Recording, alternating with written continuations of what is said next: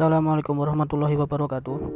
Saya perwakilan dari kelompok 8 akan mempresentasikan review jurnal yang telah kami review dengan anggota kelompok, yaitu yang pertama Ajeng Putrianti, dan yang kedua Jenny Silviana, dan yang ketiga saya sendiri Iwan Budianto sebagai moderator dari kelompok berikut ini.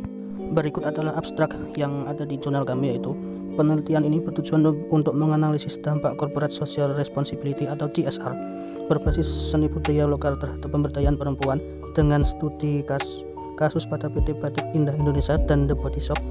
Permasalahan utama yang diangkat adalah bagaimana program CSR berbasis budaya lokal dapat berkontribusi pada peningkatan kapasitas ekonomi, sosial, dan budaya perempuan.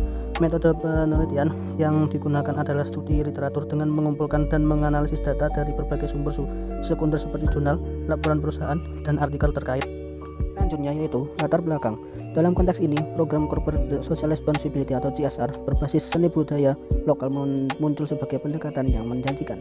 Program semacam ini hanya bertujuan untuk mendorong pertumbuhan ekonomi, tetapi juga menjaga warisan budaya sekaligus memperdayakan perempuan sebagai pelaku utama. Namun, implementasi dan dampak nyata dari program CSR berbasis budaya lokal terhadap pemberdayaan perempuan masih banyak diteliti secara mendalam, sehingga menciptakan kesenjangan antara teori dan praktik di lapangan. Selanjutnya yaitu yang akan disampaikan oleh teman saya. Yang selanjutnya adalah metodologi. Penelitian ini menggunakan metode studi literatur dengan pendekatan sistematis untuk menganalisis dampak CSR berbasis jenis atau budaya lokal terhadap pemberdayaan perempuan. Proses analisis dilakukan melalui 3 tahap utama, yaitu yang pertama adalah riset literatur dengan membaca abstrak dan kesimpulan untuk memetakan penelitian sebelumnya. Yang kedua adalah mengevaluasi kritis terkait literatur terpilih, dan yang ketiga adalah sintesis temuan melalui pendekatan metateknologi untuk mengidentifikasi pola, kesenjangan, dan pola pengembangan teori. Data sekunder dari laporan tahunan PT Batik Indah Indonesia dan The Body Shop dianalisis secara tematik untuk melengkapi tinjauan akademik. Berikutnya adalah pembahasan bentuk program CSR berbasis seni dan budaya lokal yang dijalankan oleh PT Batik Indah Indonesia dan The Body Shop dalam memberdayakan perempuan. Batik adalah salah satu warisan budaya paling berharga dan khas dari Indonesia yang telah diakui secara internasional. Sejarah batik di Indonesia sangat penting dan kaya berakan dari tradisi dan kearifan lokal yang berkembang sejak zaman kerajaan-kerajaan kuno di Nusantara. Kata batik sendiri berasal dari bahasa Jawa, yaitu gabungan kata amba yang berarti menulis dan tik yang berarti titik atau tetes.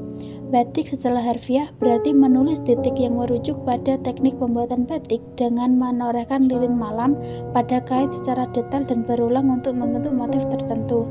Melalui program CSR, PT Batik Indah Indonesia memberikan pelatihan dan pendampingan untuk mengembangkan keterampilan membatik dan kewirausahaan perempuan, sehingga mereka dapat mandiri secara ekonomi dan berperan aktif dalam pelestarian budaya.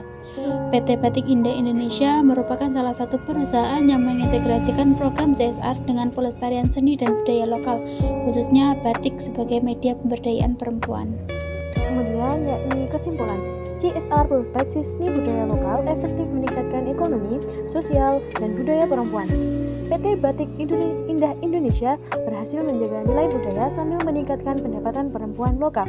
The Body Shop memberikan dampak luas dengan skala global termasuk perlindungan sosial bagi perempuan.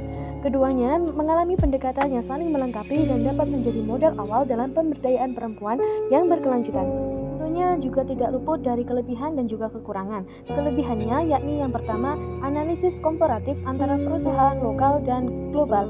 Kemudian, sintesis teori praktik dengan pendekatan gender dan berbasis literatur terbaru dan juga lebih relevan. Kemudian juga ada kekurangan, yakni tidak menyertakan data primer atau wawancara langsung. Yang kedua, tidak menyajikan data kuantitatif secara rinci. Yang ketiga, kurang mendalam dalam aspek tantangan sosial budaya lokal yang kontekstual.